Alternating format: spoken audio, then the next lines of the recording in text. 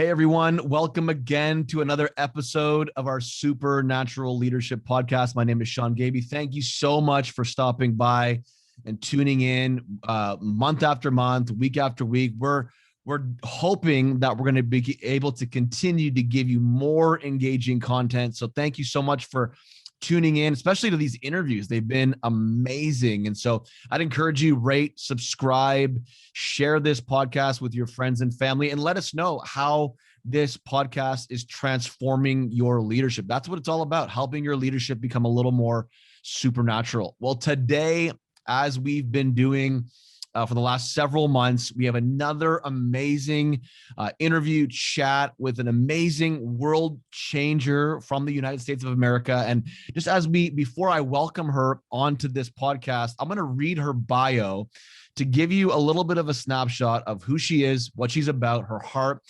And then we're going to dive into what I believe is going to be a really challenging, powerful, transforming for your leadership conversation. So we are today interviewing and chatting with Jessi Green. She was born and raised on Long Island, New York. In 2007, she moved to Manhattan and worked in the nightclub industry. In 2009, she was radically saved in her apartment after a traumatic breakup and drug-filled lifestyle. After encountering the love and power of God, she sold her belongings and traveled to 15 countries over 11 months, working with orphanages, preaching the gospel, praying for the sick, and sharing the love of Jesus. She then moved back to Manhattan and started two companies, Freely Be and NYC Collective. In 2012, she met her husband, Parker Green, and stepped into full-time vocational ministry. In 2016, she gave birth to her first child, David. And 2 months later, they moved to Southern California to plant micro churches called Salt Churches and lead grassroots revival through Saturate. Jessi is a revivalist, preacher, wife, mom, visionary, and creative type. Along with raising her three children, David, Leondes, I don't know if I said that right, Ethan Everest, and Summer Kingsley. She is the director of Saturate, which is a global revival movement that is uniting the church and reaching those that don't know Jesus, baptizing them and making disciples. She believes that everyone is qualified to preach the gospel and teach others to follow Jesus. While enjoying the sun in California, she passionately speaks about what it means to follow Jesus that is alive and wants to transform cities and your personal life. The gospel is her passion, as she has personally been set free from many things, including shame, fear, and depression. She loves meeting people on the street and displaying a kingdom of redemption to those that feel the furthest from Christ. Jessi Green, welcome to the Supernatural Leadership Podcast. How are you doing? Good. Thank you for having me. I'm so excited to chat today. So good to meet you. I know that this is actually the first time we've visibly met. And I remember I had said that we had some similar friends, and just recently found out that we have even closer friends than I realized. Some of our best friends in the world, Caleb and Julie Davidson, are very close with you guys, you and your husband, Parker. And that was a shock. I had no idea, but what a small world. Small world. I keep discovering the more and more we connect with people, how much we really are just all connected. It's like no one is actually a stranger. Yeah, it's crazy.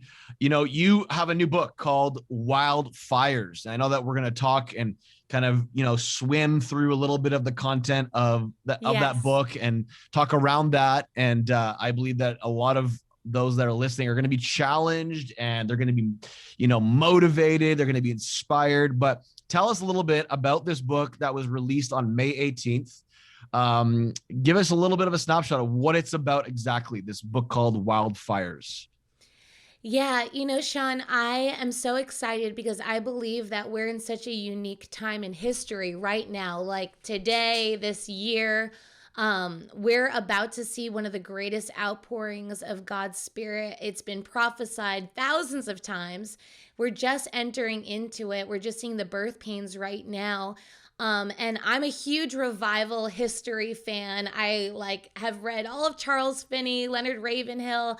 I just devour it. And the thing is, there's no books on revival written in the midst of revival. They're all after reports and accounts. And I believe this revival we're entering into that's going to transform every bit of society is an invitation for every single believer. And so the Lord actually last year in the midst of revival said, I want you to write a field guide that can equip every single person to revolt against apathy, to not just be lulled to sleep by this religious spirit, but to actually like wake up, get engaged. Like we have a culture fight to get involved in.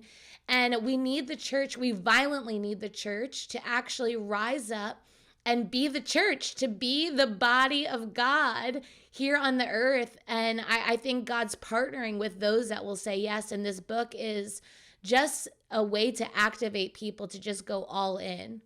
It's amazing. You know, I love, like, in your bio, this book sounds so interesting. I haven't read it yet. I've heard about it, and I can't wait to dive into a little bit of your journey, because I know that a lot of your journey in the last season is probably content in this book that I know the listeners will be really intrigued to read about.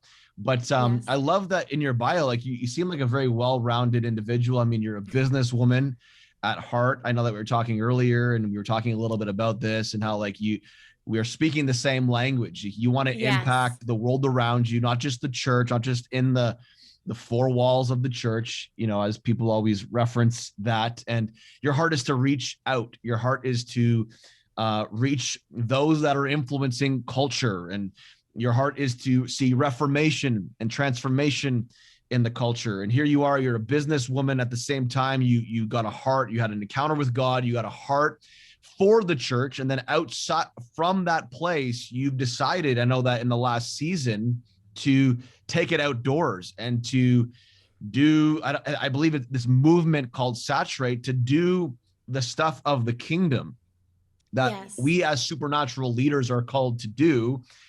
You've been doing it on the beaches in California and down south. And tell us a little bit about that, and maybe bring us into sort of your supernatural leadership journey and how you came to this place. And first, maybe just tell the listeners, like, what's actually happening right now with Saturate down in California. Like, what is Saturate? What's happening? And then tell us how you got to that place and started to do what you're doing right now. Yeah, I mean, I definitely outline a lot of, I guess, the journey that got us into it. I never thought I would be called a revivalist in any sense of the term. I didn't really even want to be in ministry. I love the marketplace. I am an entrepreneur at heart. When I first got saved, I worked in the nightclub industry, like you mentioned before. And so I have this evangelism passion where I wanted to see everyone in the nightclub industry saved. And so as a believer, the first business I started was a business that partnered nightclub owners with orphanages in third world countries. Oh, I love it. And it was like, I think I was a little bit too on the cutting edge with the idea. Because essentially we would work with nightclub promoters, and if someone would buy bottle service, it would help support Heidi Baker's ministries. Wow.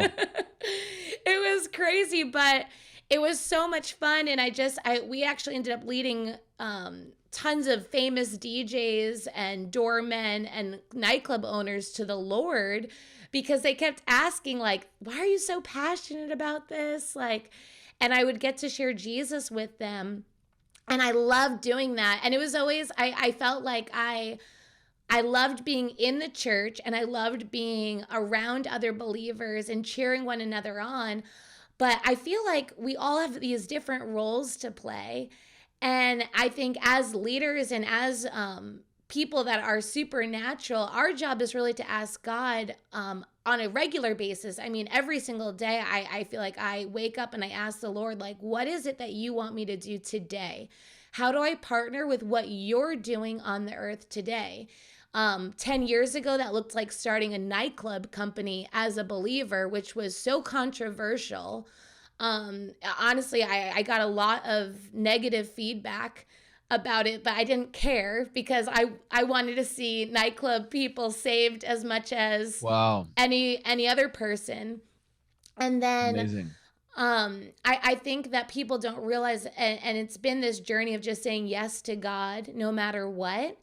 And then that's led to stepping into full-time ministry, which I thought I would never do. And then God essentially in 2016 showed us a vision of thousands of people being saved and baptized in Huntington Beach. And again, it was that invitation to just go all in. And in 2019, so this is pre-COVID, 2019, the Lord just said to me almost audibly, Sean, he said, the harvest begins summer 2020. Prepare the nets. Wow. And I was like, I'll be honest, I was a little bit annoyed because this was spring of 2019. I was like, why not this summer, God? Like, what makes 2020 more significant than 2019? And God just said to do this. And I thought we were going to do a big evangelism conference. And we had invited all these speakers, and we were going to rent out the Hyatt and go out into the U.S. Open of Surfing and evangelize at the U.S. Open of Surfing. And all of a sudden, COVID hits. Everything shuts down. None of my speakers can come. Like everything, the Hyatt's closed. The U.S. Open of Surfing is postponed. And I, at that point, was pregnant again with our third child. And I was relieved. I was like, thank you, Jesus. Now I don't have to do this conference with a newborn. Wow. And then, Sean, the Lord said the craziest thing. He said, Jessi Green, I am not a liar. The harvest begins summer 2020. Go to the beach and see what I'll do. Wow. And so at this point, you're still pregnant? I was still pregnant. I was 36 weeks pregnant with our third baby. And we obviously couldn't find a venue to do anything at. And we had lost most of our church partners, and all of our speakers canceled because they couldn't fly in. Everything was in lockdown. And so I remember crying to our committee, like, who's going to speak at this? Like, no one's, like, we don't have a speaker. We don't have anything. And one of the prophets we know that everyone would know listening to this basically just said, Jessi, like, God's eye is on you right now, and he wants you to preach the gospel. And I was like, no, like anyone else. I was like hiding in the luggage or something. Wow. And so I went to the beach, and Sean, I thought there was going to be like 10 people out there. And there was just crazy stuff happening with lockdowns. And so I just went out there, and the first week we had about 300 people show up, and I just preached the gospel, and tons of people just ran into the ocean to be baptized. Wow. And then in the course of 6 weeks, we baptized over 2,500 people. That's so, okay, let's stop there for a second. That's amazing. How did, like, so when you just showed up to the beach, did you have like a microphone? Did you have like a band? Like, give me the scenario. You show up like just cold turkey, just you and an acoustic. Like, what was the scenario? Give me the scenario. Yeah. So obviously we didn't have a permit for the beach because they weren't giving permits for anything, any events or anything like that. And actually 3 days before, so God said, start July 3rd.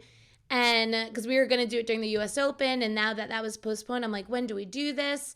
So he says, go to July 3rd.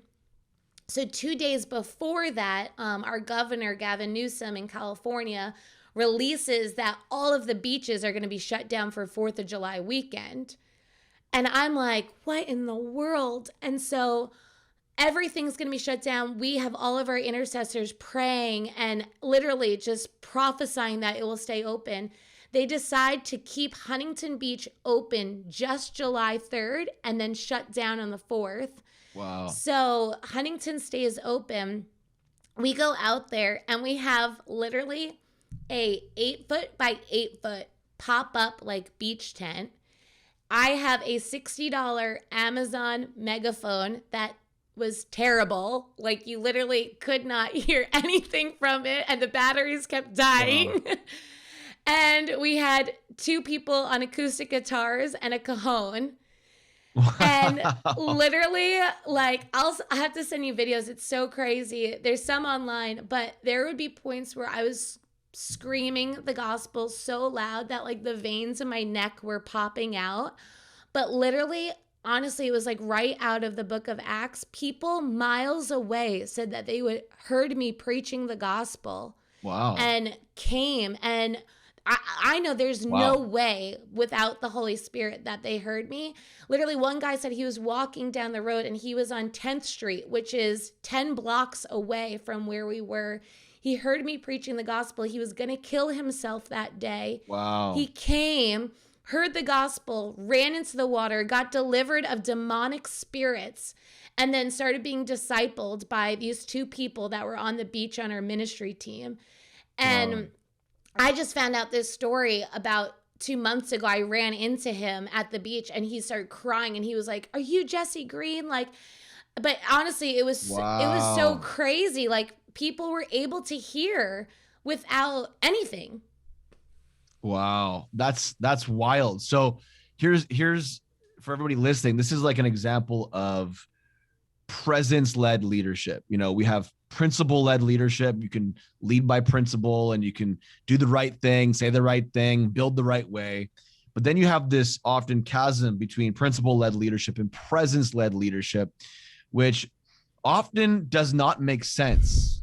Like it doesn't make sense. The way God leads us, just like the way he led the Israelites through the wilderness for 40 years, doesn't really make sense logically. And that's this whole podcast in its entirety is based on this premise that the way God does things is very different than the way that we do things based upon principle alone. And so this is an example of presence-led leadership. God speaks to you. Jessi Green, I'm not a liar. Even though it doesn't make sense, everything's shut down. Everything is not going in your favor. At least that's what it seems like. No, There's quite the still opposite. yeah, quite the opposite. But yet when God speaks, there's like a favor attached to his voice that doesn't look like a favor that's with man. It looks totally different. No matter what man does or doesn't do, if God opens a door, if God speaks a word, he is not a man that he would lie, and it's going to happen his way. His words do not go void. They accomplish what they were sent to accomplish. So keep going on this journey. Like bring us along on this journey. Now you've baptized 2,500 people when the first, I think you said 6 weeks or whatever, right? Yeah, so Then what? we were going to do a few weeks, and then obviously, so nothing's happening right now across the globe because of lockdowns and everything. And then it's crazy, when we were in New York, I even asked the Lord, like, why are you moving us to California? Why not New York? And again, it's that presence-led leadership that you're talking about, because here's the thing, God's strategically doing things that you don't understand, that you can't wrap your mind around, that are for the greatest kingdom success. And we think in our way, I'm a type A personality. So I'm like, I want to have my ducks in a line. Like I want to know how it's all going to go down. And one of the things we've learned as a family that I think is honestly one of the greatest leadership principles I've learned in the last 10 years is that ultimately, if you're a believer, obedience is success. And so we have a family motto, we have it written in our house, is obedience is success. So whether you have a crowd of 5 people or 5 million people, if the Lord has told you to do something, you don't know what he is strategically aligning for the greater good. And so there are times, I mean, we did a pop-up church in the Hamptons, and on paper, like it looked like an ultimate failure. Right? Wow. So this was back in 2013. And if you were looking at the numbers and all of that, it was like, oh, church strategy, this is terrible. Like, this is not working, this pop-up church. However, Sean, that obedience is success leadership principle is that we were learning how to trust and pioneer and risk with God. And so what happened was we learned how to do things that were countercultural, that were uncomfortable. I mean, doing radical evangelism in Montauk and East Hampton in the midst of the summer is not what the church is normally doing. And so on paper, it didn't seem like these huge gatherings were happening, but God was shaping us into the kind of people that could then lead a huge beach revival during a global pandemic. Wow. And so I think that sometimes we don't realize that part of leadership development is all of those things that happen in secret, and all of those things where you're like, on paper, this is not successful. But if you really are trusting and yielded to God, you're understanding that if he's telling you to do anything, even like for a year, Sean, God had me picking up pennies off the floor for a year. And I was like, this is pointless. Why am I doing this, God? I want to reach nations. Why am I picking up pennies? This is so stupid. But I knew that I needed to be obedient no matter what he said. Because if he's the Lord, then he's in charge. Yeah. And so I was picking up pennies. And then all of a sudden, after a year, the Lord just drops to me and he says this. He goes, Jessi, I had you pick up pennies because they're worthless. Like they have no value. And I needed to see if I could trust you with the things that have the greatest worth, which are my people. Wow. Wow. And so I just feel like, honestly, I just feel like God's right now just saying this. Like, if you're listening right now and it seems like God's having you do things that seem mundane, insignificant, even like you're not getting noticed for it, or it almost feels like God's overlooked you or is having you do things that seem so honestly stupid or confusing, I just want to encourage you to just press in, keep yielding, keep obeying, because it ultimately is for the greatest kingdom success. Wow. But he might be doing something behind the scenes you don't even know. Wow. That's amazing. I love that. That's a powerful story. What seems insignificant to us often is the most significant to God. I think that's the word for all of us in a season where we feel like we're in small beginnings. It often feels so insignificant to us, but yet it's most significant to God. It's the little things that really matter. Let me just ask you a question. You mentioned a story about this guy who you came back to 2 months ago on the beach, was crying, thanking you. Share with us a little bit about the impact that you've seen culturally, whether it's in media, because media picked up a headline that noticed these gatherings during a lockdown, like what's happening. Like, I'm sure it was controversial. I'm sure there was like, these people are causing the coronavirus to spread. Like, I'm sure like this was a narrative that was being spread, but even bad press sometimes can be could be good press, because then people are interested. They show up, they want to see what's happening. They end up having an encounter with Jesus. Like, bring us into some, I don't know if you have any crazy milestone moments over the last year, because how long have you been leading these, like, how long has this been going on for? Like, did it go off and on, or was it consistent? Yeah. So it went off and on. We ended up pausing after 6 weeks. And for me, I would say I'm more of like, I see visions of what God's doing, and then I obey that. So if God's not showing me another thing, like, again, like with that whole obedience is success thing, I can't just do something out of my own strength or ideas, because it doesn't work. It's never worked. I've learned that lesson too many brutal times to try to keep learning them. So I need to see what God's doing. And so even, I would say even just another leadership lesson is learning when to pause and learning when to strike. And I think that really comes, that risk factor comes from really prioritizing the secret place. And so even just getting violent with spiritual disciplines of prayer and fasting and solitude and silence. And Dallas Willard has a great book called Spirit of the Disciplines. And I know like sometimes my charismatic followers don't love those things, but Jesus did them. And, you know, sometimes the crowds, like literally the crowds were screaming at us. We have pictures of thousands of people in Pirates Cove just saying, keep going, keep going. And the Lord said, stop. Wow. And that's countercultural. That in itself is countercultural, because we're used to being fueled by momentum. And we kill ourselves and burn ourselves out because we have a poverty mindset when it comes to the moves of God. Yeah. And so we historically, it's like revival hits, so just keep going until you're dead. And I think we're entering into thousands of years of revival until the return of Jesus, and he wants to teach us how to sustain revival. And the Spirit moves like a wave. There's like this ebb and flow. And so we've been striking and resting. So even with Saturate right now, we're doing a revival tour to redig the wells of revival across the nation. I just shared last week that we are moving out of our house July 1st. We're moving our family of 5 into an RV. And what's so crazy is, again, it's like, it's just yielding to God. It's not how I would do it. It's not even what I would think is how God would do it. But for Kentucky, we just rented 200 acres of land in Kentucky. Why Kentucky? I have no idea. Would I pick Kentucky? Probably not.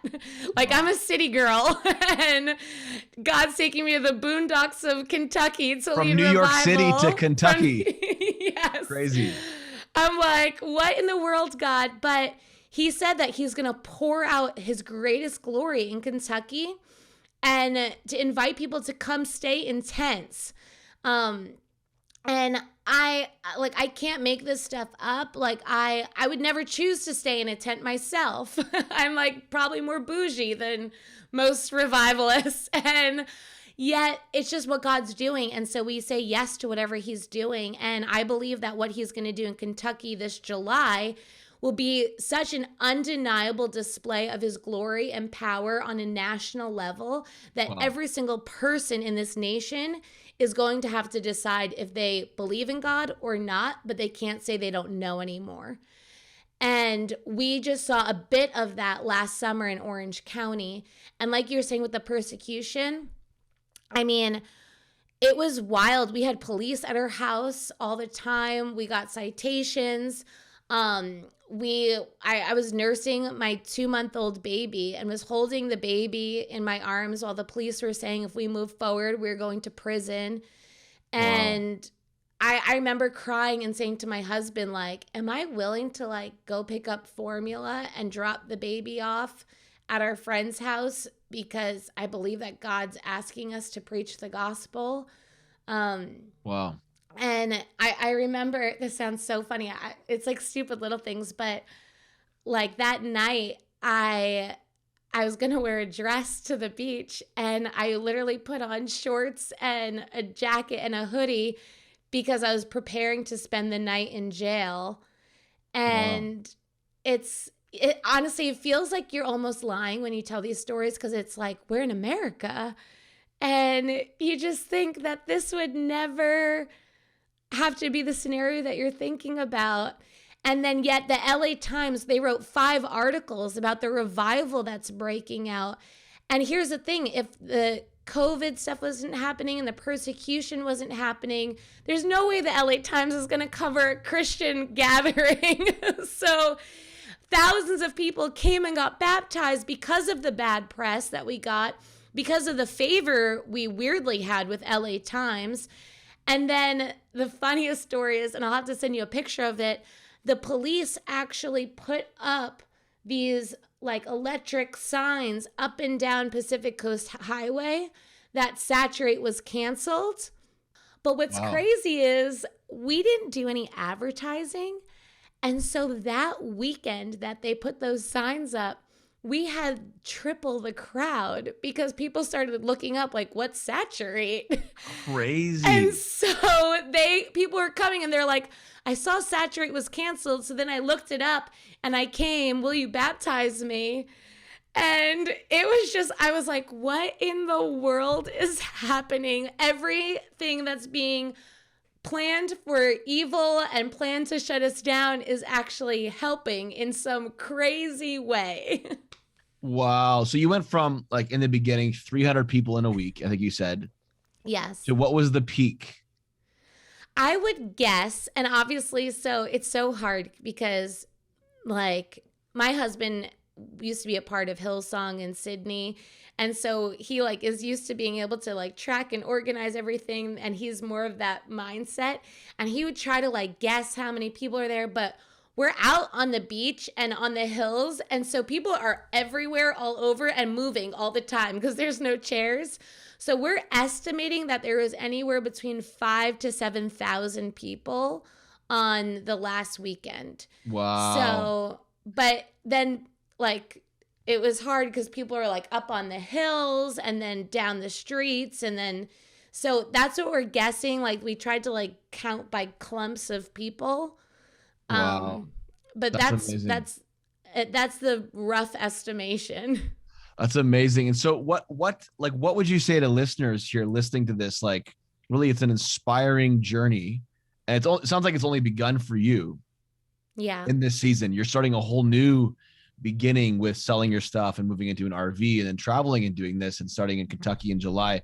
What would you say to listeners out there that are wanting to take a step but are scared? Like they feel like God has shown them something impossible to do.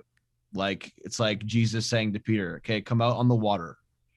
So that's impossible. I can't walk on the water. Like it's impossible to walk on the water. But Peter still got up out of the boat and tried. He stepped out. Right. What would you say to people that are in that season where they feel like they're in the boat, they have the word, but they're wrestling with the tension of actually getting out of the boat because the boat's really comfortable? What would you say to those people? Because you at some point probably were in that space, being pregnant, 36 weeks pregnant, and yet you're going to continue to do this thing that God told you to do, but do it very differently on the beach with a cheap megaphone from Amazon. Like what would you say to those people that are scared? So I'm going to say something a little controversial and we'll just see how it rolls. But right now we're seeing such a rise of deconstruction across the bride of Christ. And I always kind of see what the enemy's doing to try to take us out as a clue to what the Lord is actually wanting us to do. So the Lord actually told me the enemy's not creative, he's reactive. So if you're seeing like a massive manifestation of something, it's actually a sign of what the Lord is actually doing, and hone in on that. And so the last year I've been thinking about that very question, Sean, that you're asking right now. And I actually think that deconstruction is a clue to what the Lord actually needs us to press into, which is wild, radical faith building. And so love it. There's nowhere in scripture that we're told to dismantle our beliefs, but we're told to actually stir up our faith, that you've been given a measure of faith to steward your faith well, to like hold on to your faith, almost take everything you have and invest it into that faith. And I believe that faith truly it's this supernatural ability to believe the things that you cannot believe yourself. And so all of a sudden, like, and here's the thing, we've all been given a measure of faith. Like it says that in Romans, it's a promise from God. Everyone has a measure of faith. And I saw this picture. It was almost like we were all given like a coin of faith. So let's say you decide to follow Jesus. Every single one of us gets given that coin of faith.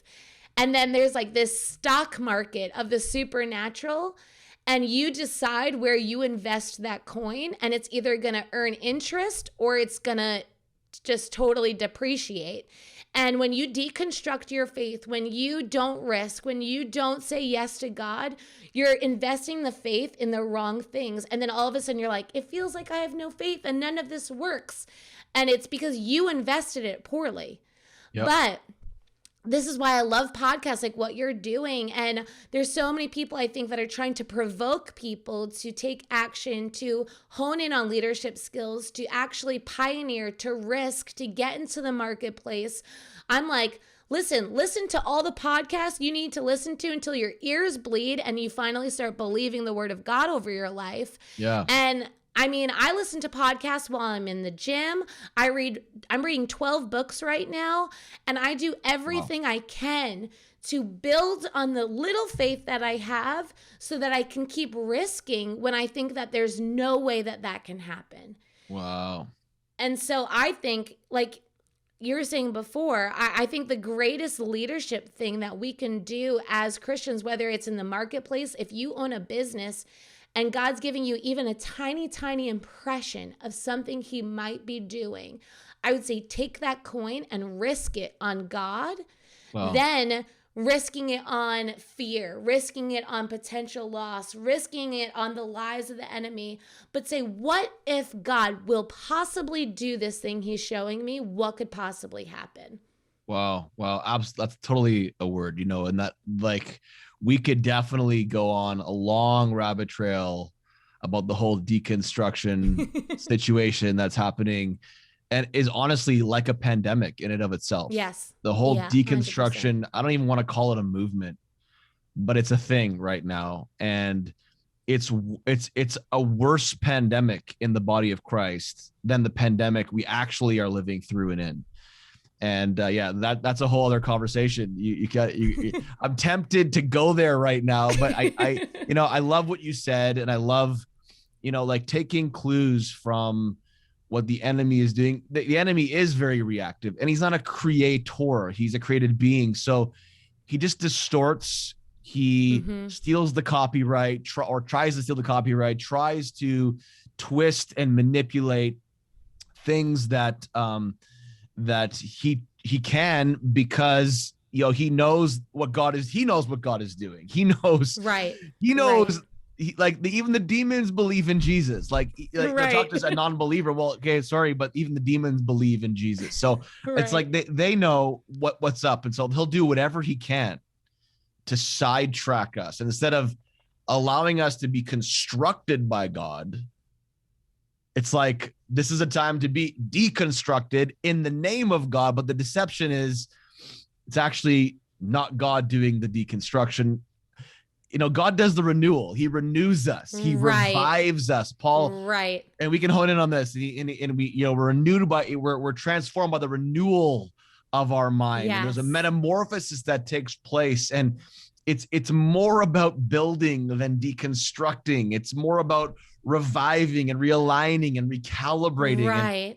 And yeah, so now we're going to go down this trail. I don't want to go down this trail yet. Right now, maybe that's another episode, but just continue on this track a little longer. Has there, like, while we're in this space of, impacting culture, you stepped out of the boat, trusting God with a little coin, like you mentioned.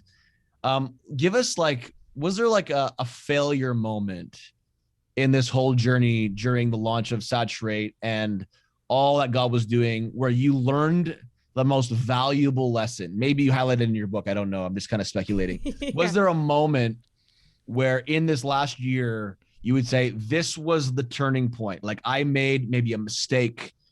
Maybe I listened to God, but missed the timing. Because often that's what we do, right? We hear a word, but then we miss the timing. Right. And so was there a moment where you would say that everything changed for the better because you learned a lesson in this journey that you'd want to share with us to encourage us in our journey? Yeah. I mean, 1,000 lessons. I feel like I said to someone the other day, I feel like I'm in supernatural revival boot camp. And I'm like, sometimes I'm like, Lord, I literally can't learn one more thing. Like I'm like, my flesh is just like dead and totally, I'm just like, there's nothing left. There can't be another lesson. There can't be another risk. There can't be another cost. And then he's like, move out of your house, dude. I'm like, oh gosh, God, you're so crazy. But I actually have a whole section of the book with multiple chapters called Traps. And it's all of the terrible, horrible, horrific things that happened in this last year. And specifically, there's one chapter that I actually took out of the book and slowly had to put it back in. And I didn't want to, and I still feel a little bit like, ugh, about it. But the chapter is called Keeping It Real. And it's literally parts of my journal of just the raw, me wanting to quit, me wanting to hide, losing friends through this whole process, which was probably the most brutal part. Honestly, absolutely. I actually had no problem with the cultural persecution. honestly, I was kind of fine with that. Like my husband and I have a high threshold for risking in society. What was hard was the relational persecution. People that we trusted, like with our heart of hearts, that we thought were in our corner, that were telling us that we had rebellious spirits. And it was like heart-wrenching. And my whole identity was just like falling apart. Everyone was telling me all their different opinions. I mean, there was weeks where I just had to get off social media because I would turn on my social media and there would be tens of thousands of comments calling me a cult leader, the Antichrist. We had death threats at our house, like handwritten notes at our house without postage. And we're like in hotels, like it was just crazy. And I just remember thinking like, I don't want to do this anymore. Honestly, like I'm just going to have a raw conversation with you right now, but I honestly do know why we don't see revival all the time. And I talk about it in the book, but it's so easy. And I've been that person. It's so easy to pray for revival, to prophesy over revival, but actually doing revival, first of all, oftentimes the church is not really ready for it or on board. So you feel that like the family members are not with you. And you're like, this is the thing you've been praying for. What's happening? And then the persecution comes from all sides. The enemy doesn't play fairly. We had crazy witchcraft come against us. I knew nothing about all of this. I'm like reading every single book. I think I read Discerning Prophetic Witchcraft by Jennifer LeClaire in 2 days. Cause I'm like, what's the Jezebel spirit? Why is our house flooded and our cars are not driving? And I don't know anything. Like, someone help me. And like half of our team, like fell away, and there was like backbiting and slander. And I mean, I'm still facing some like slander stuff, and you're just like, and the Lord kept saying to me, which is, I'll say as a minister, and I know you can probably relate to this. God said, you can't control perceptions.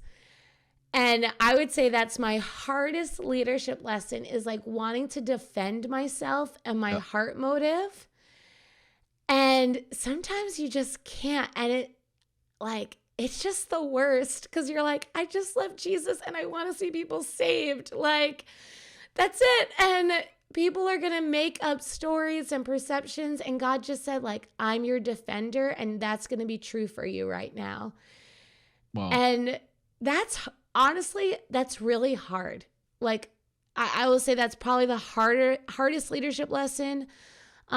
Wasting my time having meetings with people that just wanted to destroy me and hated me.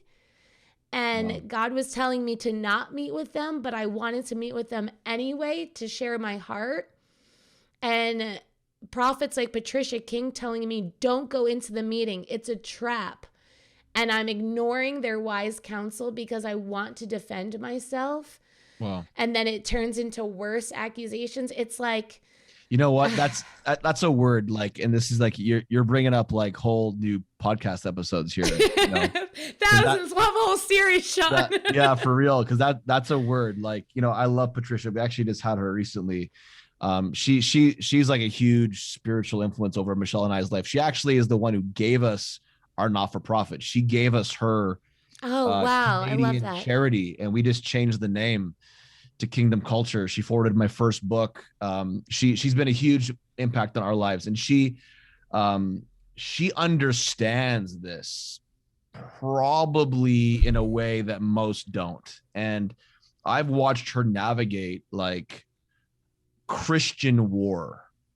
Right. And like, once again, this is like we're getting on a rabbit trail. We don't usually do this, by the way, but you're stirring me up by all these things are like causing these like new pivots in the conversation. But she has lived through what I would call like Christian charismatic war. Now that's a very, for most people listening, they're like, what are you talking about? Well, Christians tend to wound their own, and that's a reality. And, division happens. I mean, just look at, just look at the world around you. You don't have to, just because, the world's divided, it's the same in the church in a lot of ways. And it's not supposed to be, but it's humans. When you get a bunch of humans together, you really can't control their perception of you. And that's the biggest challenge. And that's one of the biggest, I think, spawns of what I would call Christian war, is that everyone's judging everyone's motives. And the reality of it is we don't often judge correctly, and we judge wrongly. And Patricia King has been an amazing model and example. And so I think sometimes, and I've watched her navigate it, I think sometimes, and I when you were talking, I decided that we're going to call this episode Taking Risks. Oh, I think sometimes the greatest risk is not stepping out of the boat onto the water. The greatest risk is what you will lose when you win by walking on the water. And I think those risks are the relationships, the misunderstandings, the jealousy and competition. Well, Peter walked on water. That's not fair. How come you didn't call me, Jesus? Like, why didn't I get to walk on the water? It wasn't, you didn't say my name. I think all of these things, I realize this, like hearing you talk, I think sometimes the greatest of the part of the risk that we don't see is the aftermath of success. Wow. Not actually, what if I sink? It's actually, what if everybody abandons me when I actually walk on the water?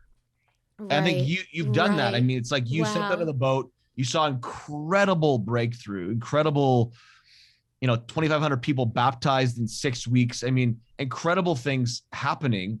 You took those risks, but the risks that were even greater was all the friends you lost along the way, was all the stress on your family, was all the potential, health issues that could come as a result of the stress. Those are the greater risks to me in the end. And I think that's what that's the cost in a lot of ways that we pay, more than the miracle itself, which feels like the biggest risk at the time.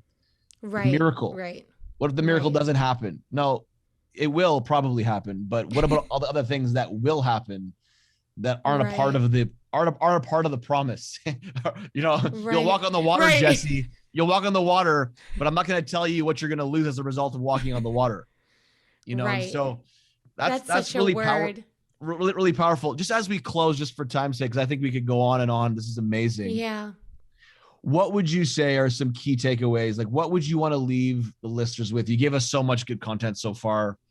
What would you want to leave the listeners with as a practical, activation, in taking risks, where, and maybe it's in your book, and maybe let us know as well, how can people connect with you? How can they find your book and track with what you're doing moving forward?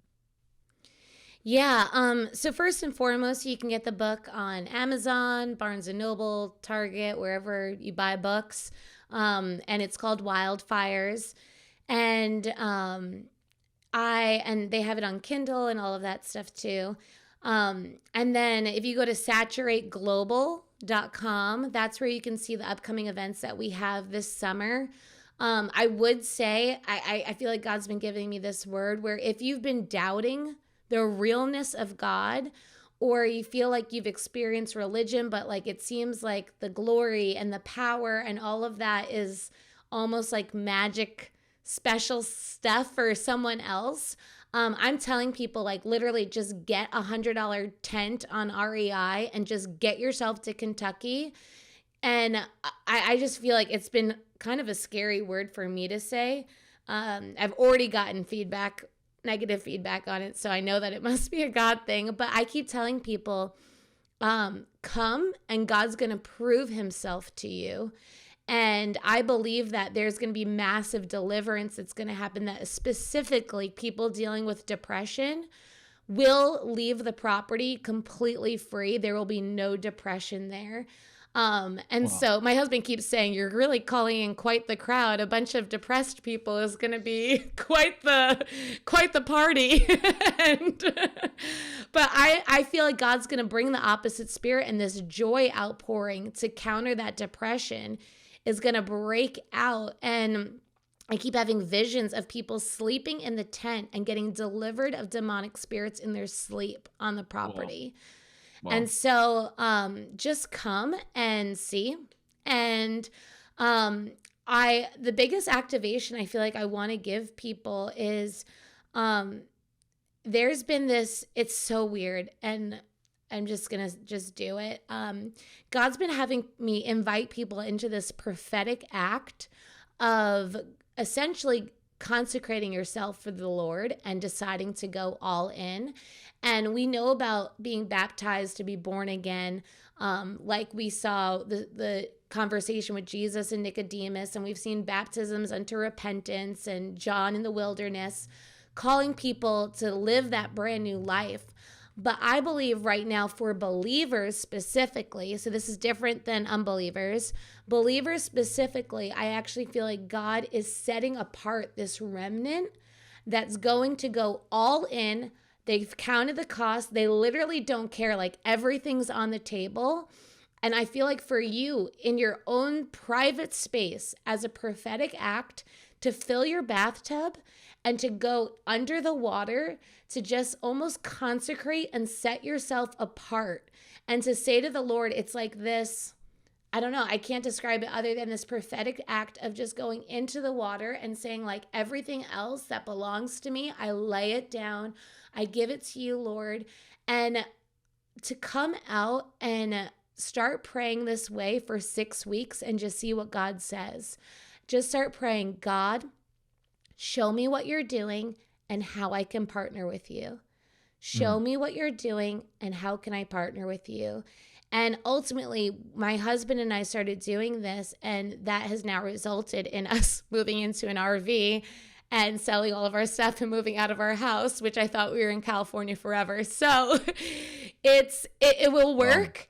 I'm annoyed that it works. But I feel like God's giving us this massive invitation. It's like the invites are going out to this great feast. It's the wedding feast that we've been praying for. It's the wedding feast that's been prophesied over.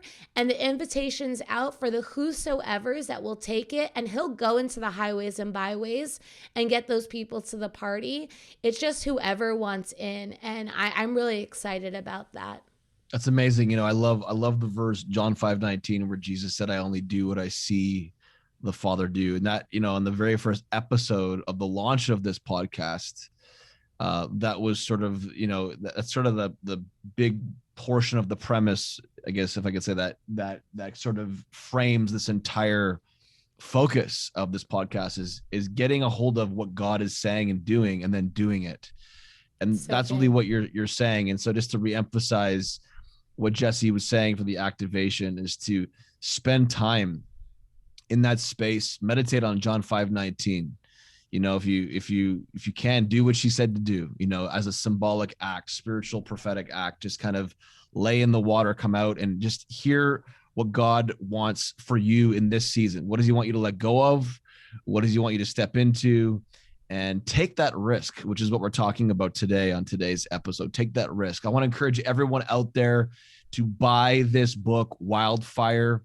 I know right now, in the time of recording this episode, it's the number one charismatic book right now, number one new release charismatic book right now. And I want to encourage everyone to get it and follow what Jessi is doing with Saturate and the SALT churches, and as well as all the events coming up. I would encourage you to get connected, and I know that you won't regret it. Thank you so much, Jessi, for taking the time out of your crazy schedule to be on this podcast. So great. Thank you so much for having me. Awesome. Well, we'll have you again. Thank you so much for those that listened. Once again, to our Supernatural Leadership podcast. Make sure to rate, review, subscribe, share it with your friends. This podcast is all about helping you, the leader, become a little more supernatural. My name is Sean Gaby. Thank you so much for tuning in, and we'll see you next time.